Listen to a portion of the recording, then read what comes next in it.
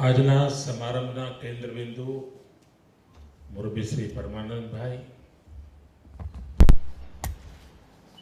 પૂજ્ય સ્વામી પરમાત્માનંદજી મહારાજ, સર્વે પરિવારજનો, સાચ અર્થમાં પરિવારના મેળાવડા જેવો આ કાર્યક્રમ છે. પણ મને સમજાતું નથી કે આટલો બધો ગંભીર કેમ છે. ક્યારનો અનુભવ કરું છું, જાણે બહુ જ હોય એવું લાગે. બેઠેલામાં એવું છે ને અહીંયા એવું છે. કારણ મને સમજાતું નહોતું. ભાર શેનો છે અને વેદનો ભાર ઉપાડવાનું આપણા ભાગ્યમાં ક્યાં છે જ આવ્યું હોય તો શું, બાકી તો હજારો વર્ષથી કરોડો લોકોએ એને વહન કર્યું છે. પરમાનંદભાઈએ ગયે વર્ષે સહસ્ત્ર ચંદ્ર દર્શન પૂરા કર્યા, બરાબર, પણ સમારંભ ન કર્યો. આપણે ત્યાં સહસ્ત્ર ચંદ્ર દર્શન 80 વર્ષ પૂરા થાય ત્યારે એક અત્યંત મહત્વપૂર્ણ સંસ્કારનો અવસર હોય છે. 60 ને 75 ને બધું તો બીજેથી આવેલું છે. આપણે ત્યાં સહસ્ત્ર ચંદ્ર દર્શનની પરંપરા રહી છે. પરમાનંદભાઈએ ગયા વર્ષે પૂર્ણ કર્યા. આજે એમનો જન્મદિવસ છે. આપણે શુભકામનાઓ પાઠવીએ, કારણ કે આવું બધું સાહિત્ય આપણને મળતું રહે, સાંસ્કૃતિક વિરાસતના અમૃત બિંદુ આપણને પ્રાપ્ત થતા રહે. અને પરમાનંદભાઈ પાસેથી મળે એના બે લાભ છે. કારણ એ પોતે કર્મયોગી છે. કાર્ય કરતા કરતા શાસ્ત્રોના પ્રકાશમાં જે અનુભવ્યું છે એનો નિચોડ એમની વાતમાં પ્રગટે છે. દ્વારા પીરસાયેલી વાત અને કાર્ય કરતા કરતા અનુભવે પ્રગટેલી વાત, એ બંને વચ્ચે ખૂબ અંતર હોય છે, ખૂબ અંતર હોય છે. અને એ અર્થમાં 5 દાયકા કરતા પણ વધારે સમય સુધી અવિરત જનચેતના પ્રગટાવવા માટે પરિશ્રમ યજ્ઞ કર્યો, જીવન આહુત કર્યું. શાસ્ત્ર અને સંસ્કૃતિના સહારે કટિબદ્ધ થઈને, કર્મબદ્ધ થઈને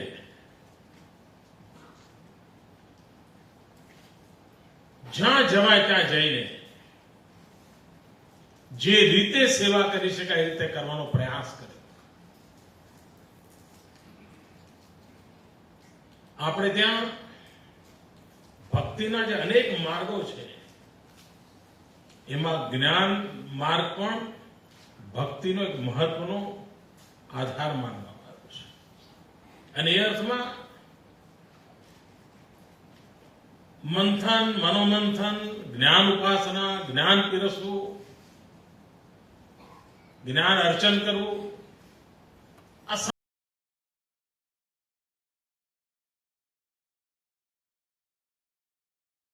સમાજ ભક્તિ પણ ઈશ્વર ભક્તિનું રૂપ હોય છે. અને એવી ઉજ્જવળ પરંપરા પરમાનંદભાઈએ નિભાવી છે. આપણો બીજો સ્વાર્થ, આપણે ઈચ્છીએ કે શતાબ્દી ઉજવણી વખતે આપણને બોલાવે.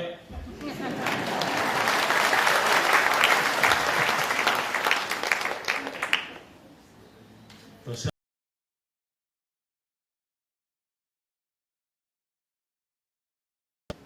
અને અમે, હું ઉંમરમાં નાનો છું એટલે હું તો ન કહી શકું શતમ જીવ શરદ, હું અપેક્ષા તો કરી શકું ને કે અમને તમે 100 વર્ષના થઈને પણ આશીર્વાદ આપજો.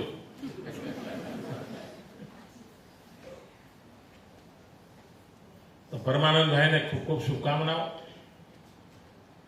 મને જે સ્મરણમાં છે એ પ્રમાણે હું પરમાનંદભાઈને પહેલી વાર મળ્યો અને આ ભાઈ પરમાનંદભાઈ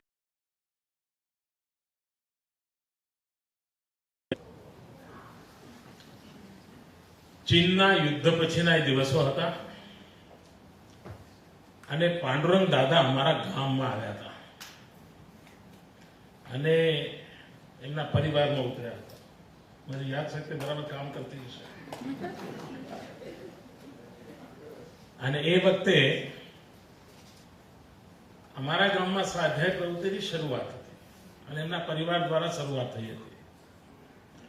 અને જે નાના નાના બાળકો સ્વાધ્યાય પ્રવૃત્તિમાં ભાગ લે એટલા માટે સ્વાધ્યાય પ્રવૃત્તિ ધીરે ધીરે વિકસેલી પ્રવૃત્તિ છે. એટલે પાછળ જતા પાણી પાથરણું અને પ્રકાશની વાત આવી, પણ શરૂઆતમાં જુદું હતું.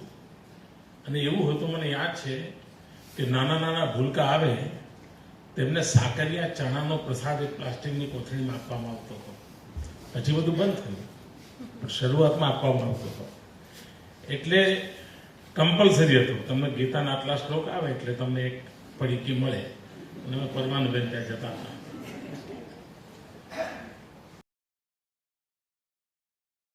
ઘણા દિવસો પછી હું તો બહુ છઠ્ઠા સાતમામાં ભણતો હતો. મને આજે પણ એ દ્રશ્ય યાદ છે. દાદા કેવી રીતે બોલતા હતા, છગન મગન કેવી રીતે આવતો હતો, જાંગ પર દાદા કેવી રીતે હાથ પછાડતા હતા, એ બધું એમને એમ મને આજે પણ યાદ આવે છે.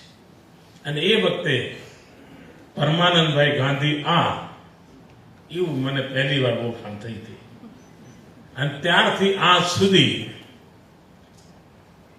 એ યાત્રા અતૂટ રહી છે. અને અતૂટ યાત્રાનો જ ભાગ છે કે નરેન્દ્ર મોદી આજે અહીંયા તમારી પાસે છે. મુખ્યમંત્રી નહીં, નરેન્દ્ર મોદી. સામે પણ હું જોઉં છું બધા ઘણા પરિવારજનોના ચહેરા, પરિચિત ચહેરા મારી સામે છે. તો સહજ રીતે એક પરિવાર ભાવનું વાતાવરણ અનુભવું છું. જે વિષયની ચર્ચા છે એમાં આપણું કઈ બહુ એટલે એમાં મારે ઉતરવા જેવું નહીં. અને પ્રજ્ઞાબેને બરાબર પીરિયડ લીધો છે.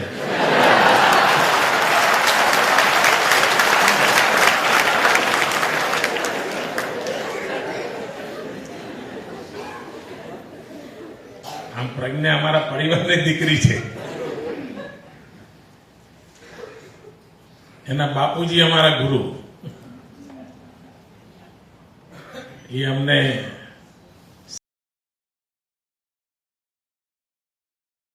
જોતો તો બચુભાઈ કેમ દેખાતા નથી, પણ કદાચ બીમાર રહેતા હશે ઉંમરને કારણે. એટલે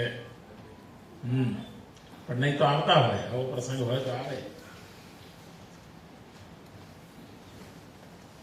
આપણો વૈદિક વારસો ઘણીવાર કોઈને એમ થતું હશે કે આપણી સમાજ રચના આ વેદમાં પછી શરૂ થઈ હશે. મને નથી લાગતું એવું થયું. પંડિતોને કદાચ મતભેદ ઉભો થશે મારી આ વાત પછી. મને નથી લાગતું. મને એમ લાગે છે કે આપણા પૂર્વજોએ આખી જીવન વ્યવસ્થા જે રીતે વિકસી હશે એનો ઋષિઓએ, આજના સંદર્ભમાં સાયન્ટિસ્ટોએ, આ બધા આપણા સાયન્ટિસ્ટ જ હતા બધા, એમણે એ બધું જોયું ને સંશોધન કરીને લિપિબદ્ધ કર્યું હશે, યા તો પરંપરા વિકસાવી હશે જે આગળ જતા વેદ રૂપે આપણી સમક્ષ આવી હશે. એનો ત્યાંની પ્રેક્ટિસ વેદના પ્રત્યક્ષ આવતા પહેલા શરૂ થઈ. એટલે એક સુસંસ્કૃત પૂર્ણ વિકસિત સમાજ વ્યવસ્થા હશે. એની ઓળખ વેદના માધ્યમથી આવનારી પેઢીઓને થાય એવી કોઈ વ્યવસ્થા થઈ હશે. એનો અર્થ એ થયો કે વેદ કરતા પણ પુરાતન આપણી જીવન વ્યવસ્થા આપણા પૂર્વજોએ વિકસાવી હશે અને એના આપણે વારસદાર છીએ.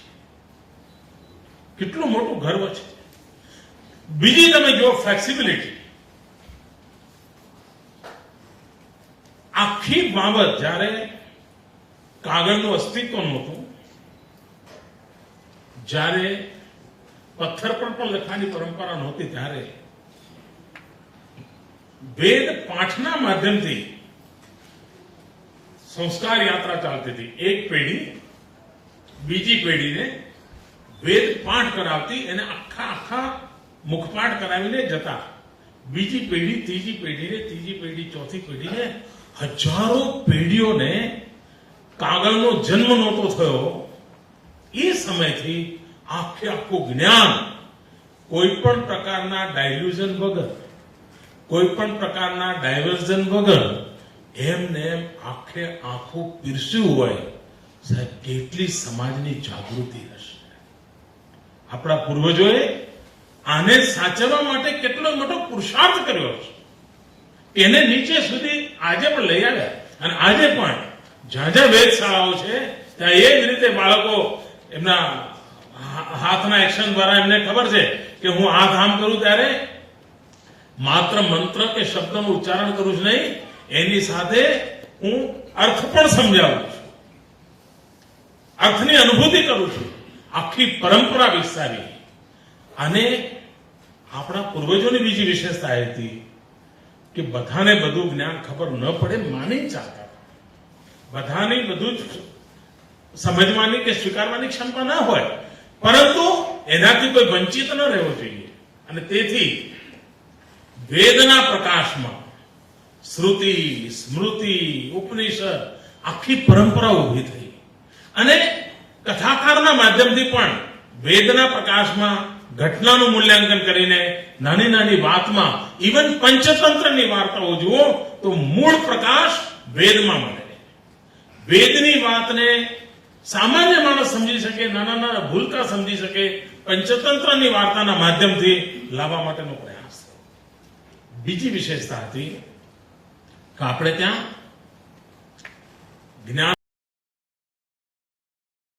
જ્ઞાનને આપણે પ્રકાશપુંજ તરીકે સ્વીકાર્યો, પણ સાથે સાથે આપણે આચાર ધર્મી રહ્યા.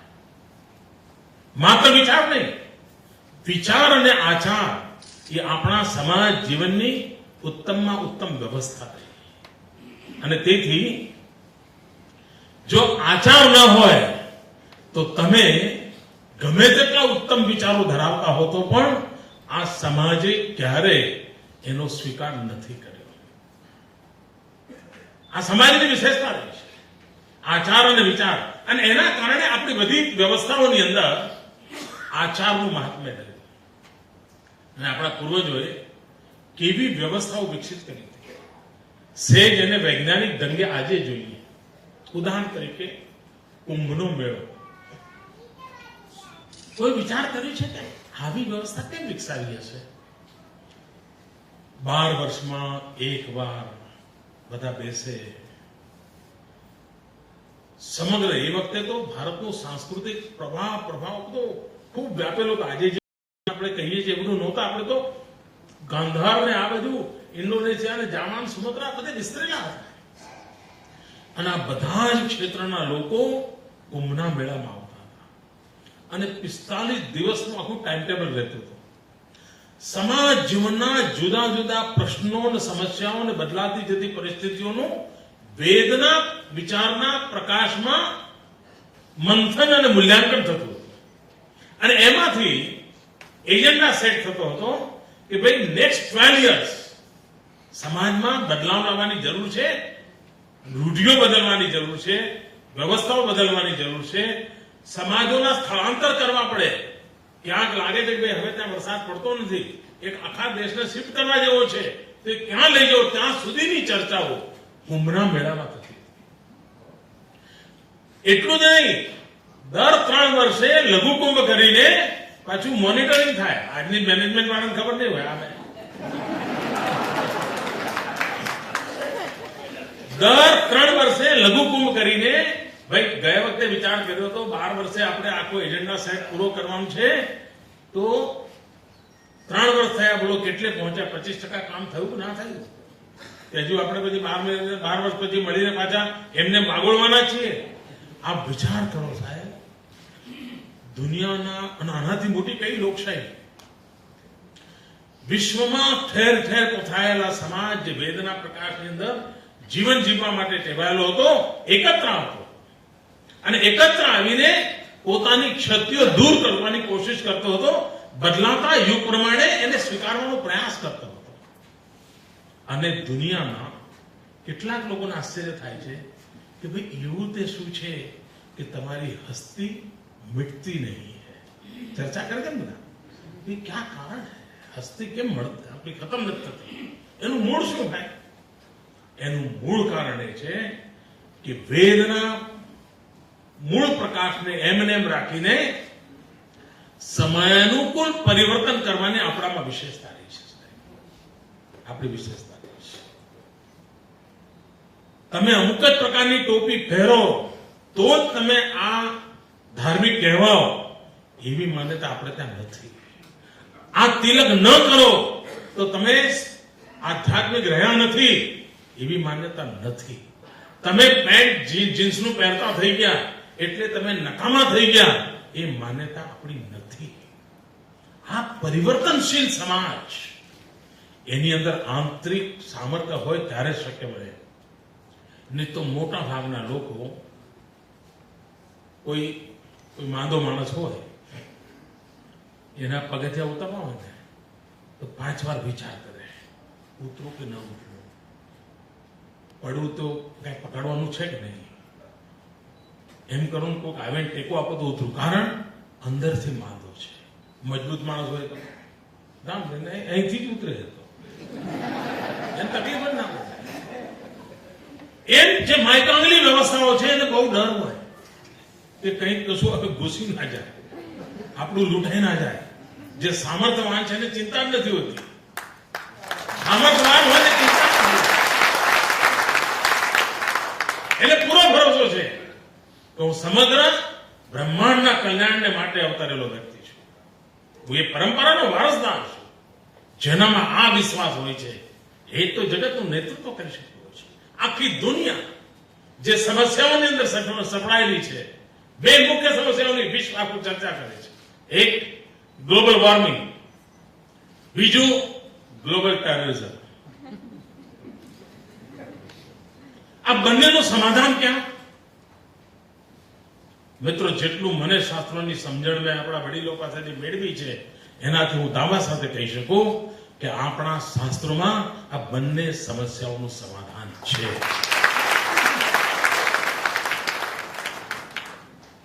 અગર જો આપણે વેદની પરંપરા પ્રમાણે જે પ્રકારનું જીવન શૈલીની ચર્ચા આપણે ત્યાં છે, જેમાં ટ્રસ્ટીશીપનો ભાવ છે, આ પ્રકૃતિ ઉપભોગ માટે નથી ભાઈ. મારી પણ કોઈ જવાબદારી, હું ટ્રસ્ટી છું. મને એક્સપ્લોઇટેશન ઓફ નેચર એલાઉ નથી. આ જો મને માન્ય હોય તો પછી હું પ્રકૃતિનું શોષણ નહીં કરું, અને જો હું પ્રકૃતિનું શોષણ નહીં કરું તો ગ્લોબલ વોર્મિંગનો પ્રશ્ન કોઈ દી આવવાનો નથી. આ શાસ્ત્રો છે. એ જ રીતે આખરે ટેરરિઝમ છે શું? કેટલાક લોકો એ માને છે કે હું કહું એ રસ્તે ચાલીશ તો જ તને મોક્ષ મળશે, અને આ બાકી બધું નકામું છે. આમાંથી જ ક્લેશ ઉભો થઈ રહ્યો છે, એમાંથી જ સામ્રાજ્યવાદ આવી રહ્યો છે, અને એમાંથી જ બંદૂકની નોક પર સામ્રાજ્ય પ્રસારવા માટેનો પ્રયાસ ચાલે છે. આપણા પૂર્વજોએ કહ્યું હતું, એકમ સત વિપ્રાહ બહુધા વદંતી. અરે સત્ય એક છે, વિદ્વાનોને જુદી જુદી રીતે કહેતા હોય છે, અને એ માર્ગે તમે ચાલો એટલે તમે ઈશ્વરને પ્રાપ્ત કરી શકો.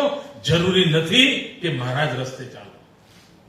તમને જે રસ્તો ઠીક લાગે છે એ રસ્તે નિષ્ઠાપૂર્વક પ્રામાણિકતાથી તમે ચાલશો, તમને મોક્ષ પ્રાપ્ત થશે. તમારે રસ્તો બદલવાની જરૂર નથી. અને જો આ વાત દુનિયા સ્વીકારે તો પછી કોઈ ક્લેશ નથી. ક્લેશ નથી તો ટેરરિઝમ નથી. સુખ શાંતિની સંભાવના છે. આપણા પૂર્વજો આપીને ગયા છે, પણ આ ત્યારે જ શક્ય બને કે એનામાં મારી તમારી શ્રદ્ધા જોઈએ. મારી તમારી આપણા પૂર્વજો જે આપીને ગયા છે એની શ્રદ્ધામાં જો ઓટ આવે તો પછી પડોશી ના માને. હું જ મારા મોહલ્લામાં, મારા ઘરમાં આપણા છોકરાને કહેતા હોય તું નકામો છે, તું નકામો છે, તું નકામો છે, તો મોહલ્લામાં કોઈ એને હારો ના કહે. પહેલા તમે તો તમારા છોકરાને હારો કહેતા થાવ ભાઈ. આપણી મુસીબત એ છે કે આપણું જે શ્રેષ્ઠ છે એને સારું કહેવાનું સામર્થ્ય આપણામાં જો આવે તો શ્રેષ્ઠને બીજા કોઈ સર્ટિફિકેટ નહીં જવાનું. પરિવર્તન આપણામાં લાવવાની આવશે. અને એ કામ કરવાનો પ્રયાસ પરમાનંદભાઈએ કર્યો છે. એમને હું અભિનંદન આપું છું. પૂજ્ય પરમાત્માનંદજી પધાર્યા છે. એમના આશીર્વાદ આપણને આજના ફળે આગળની દિશા આપશે એવી શ્રદ્ધા સાથે